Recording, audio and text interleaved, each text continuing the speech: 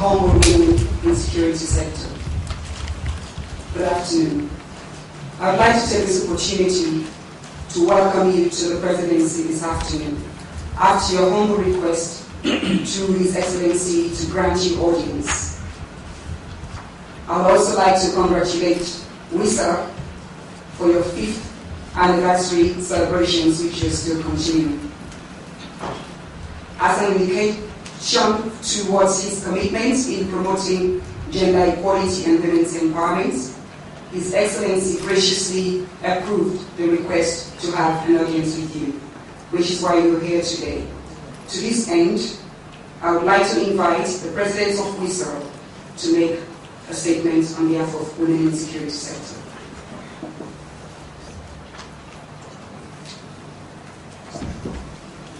We will now observe. Your Excellency, President, Honorable Ministers, all protocol observed. Good afternoon, everyone. On behalf of women in the security sector, Your Excellency, it is our pleasure to formally congratulate you for your election, as we have not had the opportunity to do so earlier. The purpose of our visit to you this afternoon is to formally introduce women in the security sector, Sierra Leone, to you, which is called WISA, and to tell you the concerns and challenges faced as women working in the security sector. WISA was created in July 2008 out of a desire to champion the cause of female security personnel with regards to recruitment and representation within the security sector, particularly at strategic levels, capacity building, and creating equal opportunities for both male and female security personnel. WISA is made up of female security personnel working in the Sierra Leone Prison Service, the National Fire Force, Immigration Department, the Sierra Leone Police, the Republic of Sierra Leone Armed Forces, and the Office of National Security. There is very low female representation and strategic participation in all of these institutions. The aim of WISA is to create an equal platform for women in security sector institutions to collaborate and mutually support each other in ensuring that women's issues, aspirations, concerns, and priorities are effectively mainstreamed into the security agenda. This, which we know, will enhance growth. Part of our objectives are to campaign for an increase in female representation and strategic participation in the security sector, to sensitize stakeholders and the public in general on the need for female representation, so as to dispel the need that the sector is for men only. We are also, one of our objectives also is to facilitate the incorporation of gender into the national security policy and institutional policies and operations, among other things. Recent conflicts and peace processes have suggested that the establishment of sustainable peace hinges largely on the integration of women's voices and priorities in negotiations, transnational justice, and post-conflict reconstruction. Women also face significant barriers in employment, which consequently creates a barrier to their participation in security and peace processes.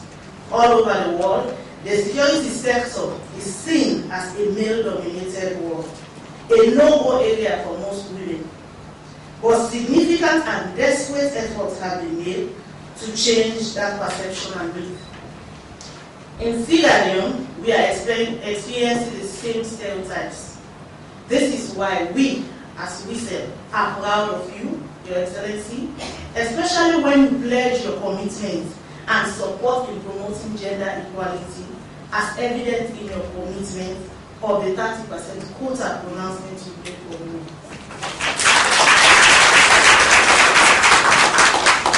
Notwithstanding this, Your Excellency, we would like to present our concerns to you as women contributing to state security, because we believe in the agenda for prosperity, and in your commitment to achieve gender equality, especially in the security sector. Post-war Sierra Leone provides for people-centered security sector, which demands a holistic approach to national security, and thus ushered in the new national security architecture. We are concerned that there is no female representation, even at the highest level, that is the platinum command in the national security architecture, that is at the National Security Council. This is because no woman has been appointed to occupy those positions as ministers or heads of security sector institutions. At the institutional levels, we would like to take this opportunity also to commend the heads of the security sector institutions for their efforts in developing institutional gender policies and their contribution in ensuring WISEL's objectives are achieved. At the SLP, the Sierra Leone Police, for example, there is only one female AIG and 2 female observers that sits at the executive management board in the midst of 13 male, their male colleagues are 13. The number of women in the SLP is 2,313 as against 10,684. 10,684 male officers. There is no level of female representation across the board, from the lowest cadre to the highest cadre in the SLP. Though there is great improvement and development in the SLP with regards to gender mainstreaming, there is so much to do in terms of reviewing and implementing gender-responsive policies, especially with regards to capacity building and strategic participation. In the Republic of Sierra Leone Armed Forces also, though there is a gender policy in the ARSCAP, the effect is yet to be felt. After the recent promotion, there is still only one female brigadier and no female colonel, as against 5 male brigadiers and 23 male colonels. Also, there are only 10 female lieutenant colonels as against 76 male lieutenant colonels. In summary, the male-female ratio of commissioned senior officers, that is from major to major general in the ARSCAP, is 93% male and 7% female.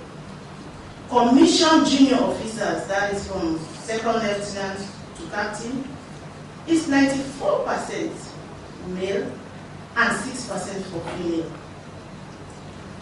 For the non-commissioned officers, the senior non-commissioned officers from sergeant to warrant officers, 98% of them are male and 2% of them are female. For the non-commissioned junior officers from sergeant to warrant officers, 95% are male and 2% are female.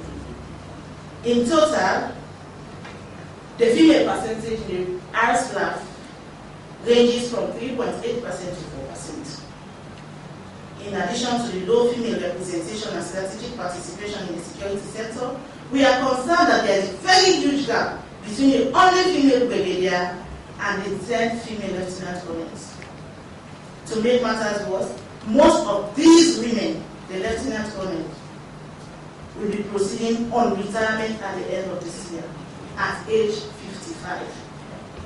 For most of these, it is not their doing that they are not promoted to the rank of colonel and major, because their promotions have been long overdue. When these female officers, that is those in the cadre of lieutenant colonel, when they shall proceed on leave, there is going to be a very big vacuum and a dent in the face of all of us. Though documented, the retirement conditions, especially for the specialists, are not harmonized. Better still, the retirement age for the ARSCAP should be harmonized across the board in accordance with the provisions of NACIT. In addition, the women are being discriminated against in terms of capacity building because the criteria set are not female-friendly. Your Excellency, sir, there is need to make the sector, particularly the our staff, attractive, especially for young girls, through promotion, retention, and better transparent and harmonized exit strategy. This will earn Sierra Leone more respect and recognition. We are still looking forward for an all-female recruitment in the Arsenal. In the Sierra Leone prison service, there is only one female that sits at the management level, as against 10 male personnel occupying senior management positions. There is low level of female personnel in the department. These are greatly being marginalized, especially women at senior management level. They are being discriminated against to go on peacekeeping by denial of access to the relevant documents. Rather, the men are handpicked to go on peacekeeping, and promotions also is discretionary. Capacity building for the women also at the Sierra Leone Prison Service is not forthcoming. For the Office of National Security and the Immigration Department, the low level of female representation is they are not exempted. In terms of recruitment, representation and strategic participation, the women are nowhere. The ONS, for example, has 10 men that occupy senior management positions as against 1. Whilst at the Immigration Department, it is only 2 women compared to 17 men in senior management positions. At the National Fire Force, there is no single woman at the strategic level. Until quite recently, they were all the women were at the lowest cadre. There is general discrimination against the women at the National Fire Force. From capacity building onto operations, they are being discriminated against. Their above mention is a pointer to the fact that women in the security sector in general are underutilized, even at the strategic level. In some of these security sector institutions, senior female security personnel are being marginalized and deprived from capacitating themselves. Your Excellency, sir, we are kindly asking for your intervention to ensure the adoption of a gender-responsive policy within these institutions and the adoption of a national security gender policy. We would like to thank you for giving us your time, for accepting us to come and visit you. And we would like to say that we are graciously requesting that you have a snapshot with us at the end of this meeting, so that can serve as remembrance for this day, because we believe we are going to do it.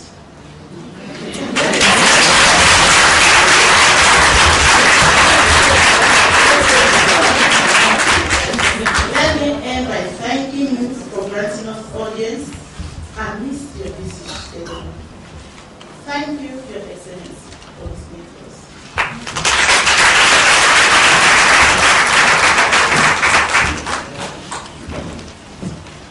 Humbly now ask His Excellency to make his remarks. Madam President of Women in the Security Sector and members of the organization, let me start by welcoming all of you. Thank you. I believe you've had a long wait, but as people in the security, I think that is understandable. But let me start by saying that I have noted the presentation of the President on the issues that are affecting all of you as you now engage in the various sector activities. So limited numbers, the concerns that you have raised, the appalling statistics in terms of the female-male ratios of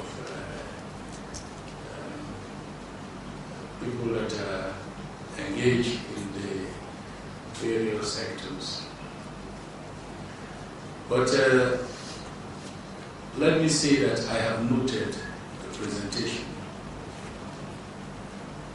I will look at it closely. Let me also assure you that just recently we have launched the Agenda for Prosperity, which is going to be our guide as a government in our activities in the next 4 or 5 years. And in that program, unlike what we had in the past, that is the Agenda for Change, in this new A4P program, we have not only insisted on mainstreaming gender issues in the pillars that are provided for in the Agenda for Prosperity, but we have also singled out the women issue as a pillar in itself. That is to clearly indicate the commitment we have as a government on addressing the issues that you have raised, on ensuring that the performance, the good performance that we have started experiencing provided by women in this country is sustained. I must commend the ASLAF and the SLP for developing gender policies within these sectors. I know that the figures are still appalling, but you have taken the first step that is positive in terms of addressing the issues that you have raised. And as a government and as a president, I am sure that you will all agree with me that we have taken more steps in trying to address this issue than any other government in the past. And personally, I have been fully engaged in ensuring that we give our women a rightful place to play in the development of the country. Just recently, the awards in this room were given to the best performing institutions. 3 of the institutions that won the prizes were all headed by women. And I believe that is an indication that given the women the opportunity, they could do more. And we are committed to it. That is why we have implemented the Gender Act. We are committed to it. That is why we have made a commitment of enacting the 30% women participation in the governance sector. We are committed to it. That is why we are encouraging the girl child to go to school. That is why we are providing scholarships for our female students in the sciences, in the tertiary institutions. We are committed to it. That is why we are addressing the provision of free healthcare for the vulnerable groups, especially our pregnant women and lactating mothers. And we will continue to show commitments to addressing these issues. Like I indicated, I have noted the issues that you have raised, the concerns that you have raised. I will immediately invite the institutional heads in the sectors that you have mentioned and the supervising ministers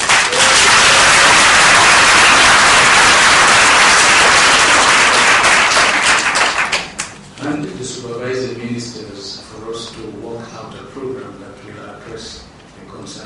quickly as possible.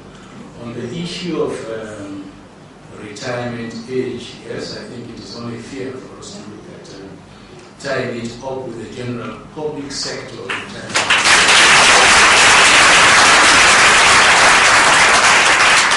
So we'll try as much as we could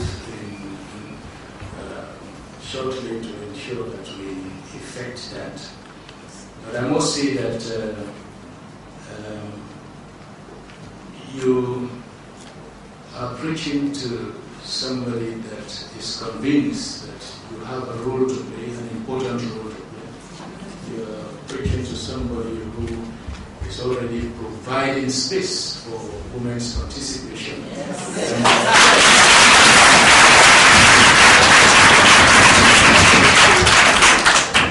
And I will assure you that very soon all of you will come back and say, thank you, Mr. President.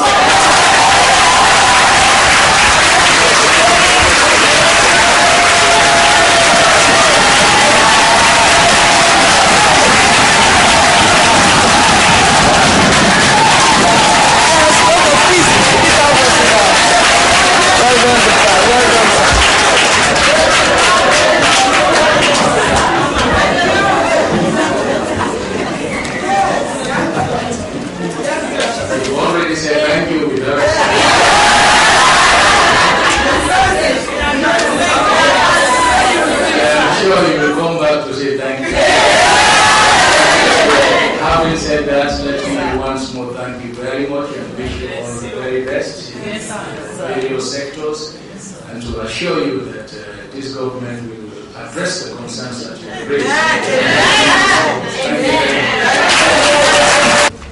Thank you very much, Your Excellency, for those very reassuring remarks, which I believe the women in the security sector are already very well grounded in. Well, as you all know, and His Excellency has also acknowledged your patience, we'll now call on Madam Patricia Soiree to give the vote of thanks. Your Excellency, I would like to again re-echo the request of the President for opportunity. Yes, that is okay. Thank you very much, Excellency. Madam Patricia Soiree, please.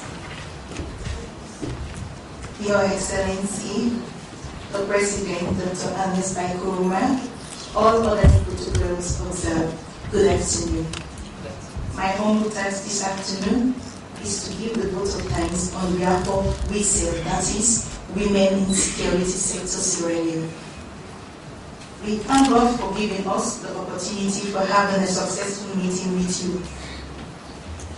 We thank you, Your Excellency, for granting us audience amidst your busy schedule, also for appointing a gender advisor in the presidency. As WISEL members, we are craving your indulgence to intervene in ensuring the adoption of gender-responsive policies by these institutions and the adoption of a national security gender policy. We say thanks to the Ministries of Defense and Internal Affairs for coming, and especially to the Minister of Defense, Major Retired Alfred Paulo Conte, for answering to the calls of WISEL whenever he is called upon. For taking the bold step to begin effecting the change we desire in the sector. We also wish to thank the gender advisor in your office in the person of Madam Nansu Fofana for making our meeting with you a success and for championing the concerns of women generally in Sierra Leone. She has contributed through her support to the growth of WISEL. To all WISEL members, we thank you for your support and for coming to present the concerns of women working in the security sector to His Excellency, the President. At this juncture, thank you all for your audience.